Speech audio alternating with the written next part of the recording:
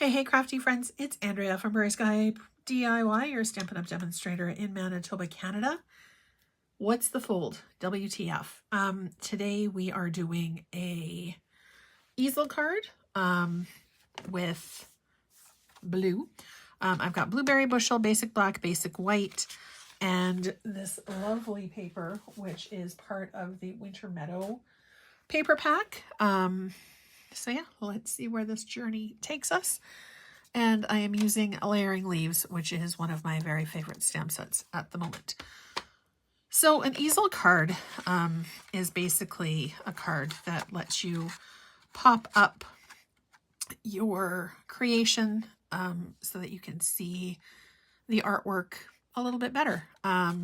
So a little bit more of a fun fold. Well, not a little bit. It is a fun fold compared to a regular like tent type fold. So I've got our card base. It's 11.5 by 4 1/4, and I've scored it right here in half. So this is 2 3/8. I've got our piece of designer series paper here, which is 1/4 inch smaller. So 4 by 5 1/4.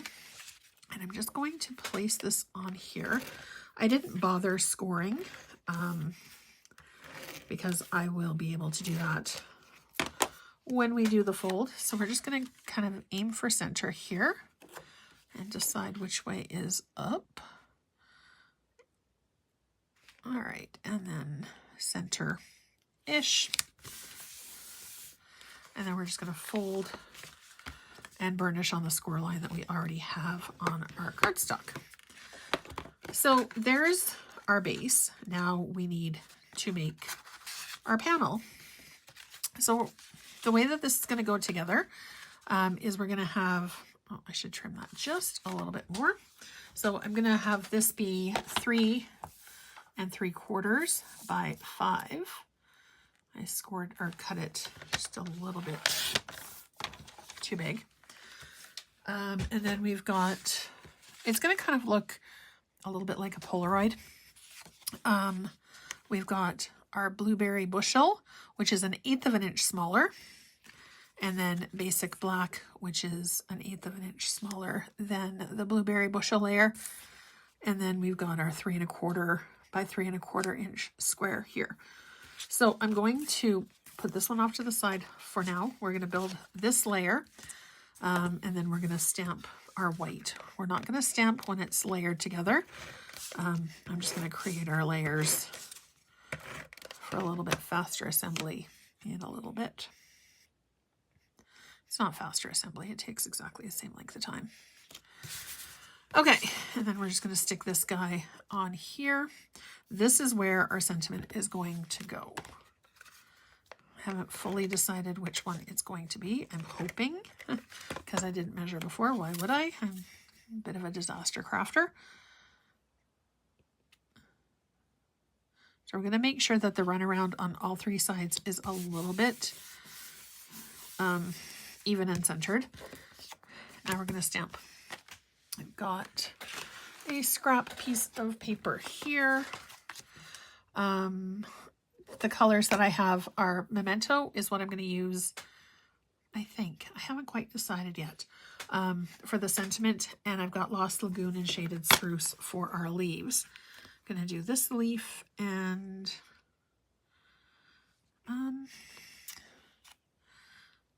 let's see which one works with our cardstock.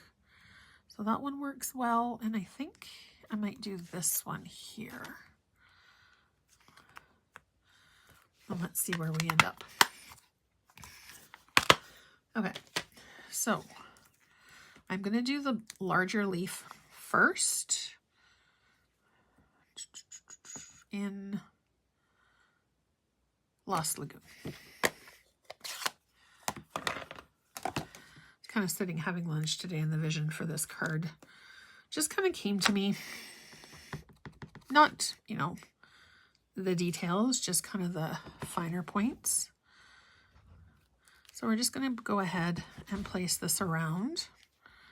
Kind of no rhyme or reason. We're just going to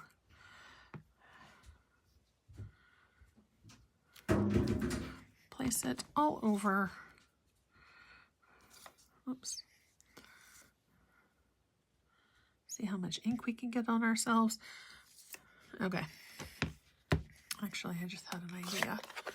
So there is the Lost Lagoon done. I'm going to stick this guy on the left side of my stamp case so I remember that it needs to be cleaned. Shaded Spruce is going to be our next one, and we're just going to kind of weave it in among what we already have down. Let's see how inky we can get with this one today. I'm just going to kind of layer it over top. I'm definitely going to need to wash them.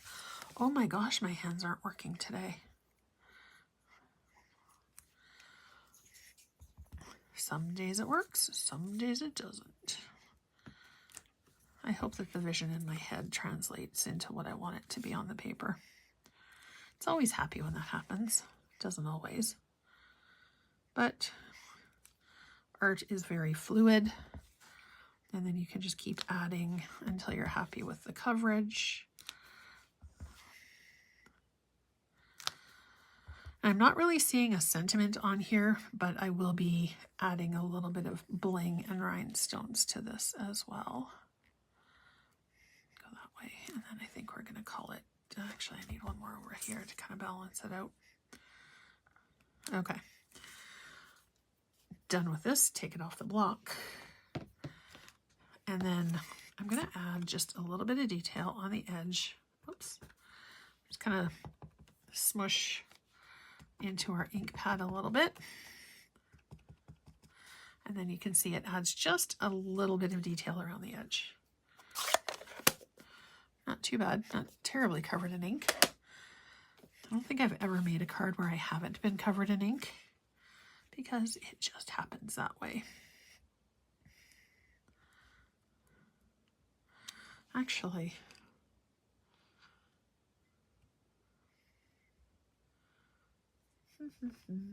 just trying to decide what else. You know what, we'll add bling and go from there. Okay, I'm going to move this off to the side, stick our stamp layer on, and of course you can change this up to add whatever color, paper, designer series paper, and ink you want to use. Kind of already decided that that is the way that is up. All right, and then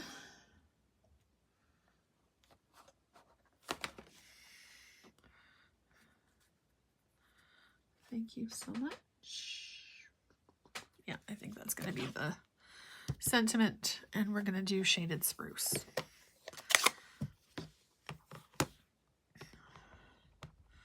So our paper, our cardstock picks up the color.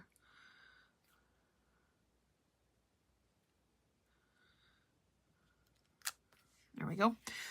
Picks up the color of our designer series paper, and the green ink picks up the rest of the colors. Okay. Feel like maybe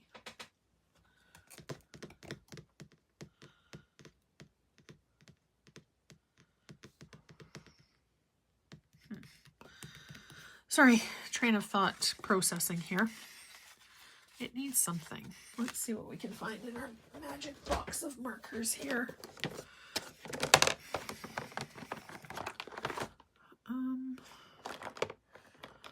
Colors this one. Blueberry bushel. That doesn't happen very often on the first go around. And I've got some ribbon. See if I can find the end of the ribbon. Oh my gosh, crafty lunch alert. Okay, now if I was scissors. Okay, well, really no idea where my scissors are, so we're going to use the paper trimmer. I've been prepping the rest of my summer classes, so my craft room is a bit of a disaster zone, as always. Okay, so we'll do that. And I don't know how much I'm going to use, so there we go. Oops, not quite. The ends are going to be hidden, so it doesn't really matter what the back of this looks like.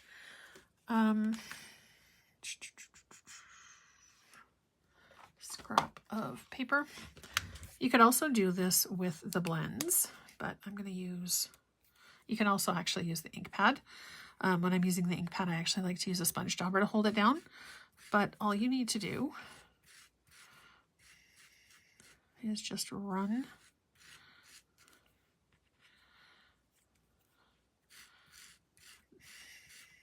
your marker over your ribbon. I like to do the flat side of the brush tip, mostly because I don't want my tip to get dull. Okay. Now this will just take a second or two to dry. I'm actually going to grab my heat tool, give it a quick little blast.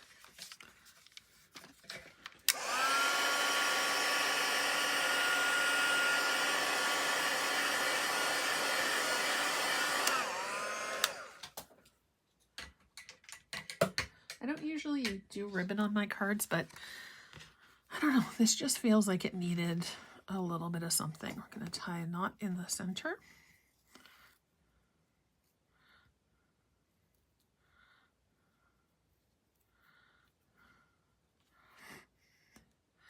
And then do a line of adhesive at the back of the card. Figure out where we're going to set our knot. And then, oops, I want it over just a little bit more. There we go. And then lay this guy flat. And then we're going to do adhesive all the way around. I like to, when I have a card with ribbon, I like to give it a little bit of an extra tack with adhesive around the edges. Yeah. And I forgot what kind of card I was making for a second. So, easy peasy lemon squeezy. We are going to just hide this with a little bit of cardstock. There we go. That was fortunate. Okay, now, when you attach your card, you want to make sure that your adhesive is only at the bottom part where it's going to pop up so that it actually opens the way it's intended to. And then we're going to aim for center, as usual, center-ish. So then, oh, that was a perfect fit. I tell you, some days the crafting gods are for you, some days they're against you. I was very fortunate that today they are with me at the moment. If you wanted to, you could add a piece of your cardstock on the inside. I am going to cut a piece that's 4 by 5 1/4 for the inside, just because blueberry bushel is a little hard to see when you write on. And I'm going to do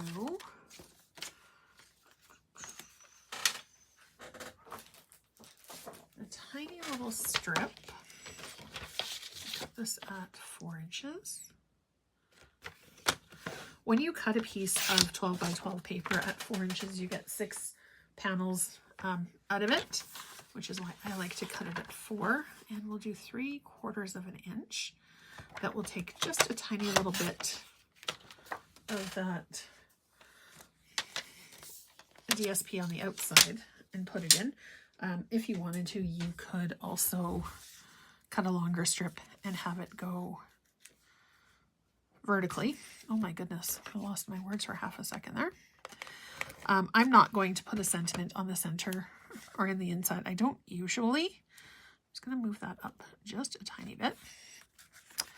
I like to do my sentiments when I figure out who the card is for. Okay, and then for this, aim for center. Now, when you have it, this one has a really good crease and it's got a good bit of weight behind it, so it will prop up itself. If you wanted to, you could put a couple of dimensionals on a sentiment piece. You can put a couple of gems to stop it from sliding forward, but this actually gives it a good bit of sturdiness with all of the layers of cardstock that I've got inside of it. If you wanted it to be a little bit more upright so that the recipient could see the message that you wrote as well, you could absolutely do that. My only caution is if you're going to add bling, to use something that's smaller and smoother, because when it's in the card, if you don't have layers like this one on top, they could potentially poke through. But yeah, there is our easel card with our thank you so much and our last minute addition of some blueberry bushel ribbon. As always, thank you so much for hanging out with me for a little bit today. I truly appreciate it. Don't forget to hit like and subscribe so you're notified every single time a brand new video goes live. Thank you so much for watching, and I hope you have a great rest of your day. I'll see you soon.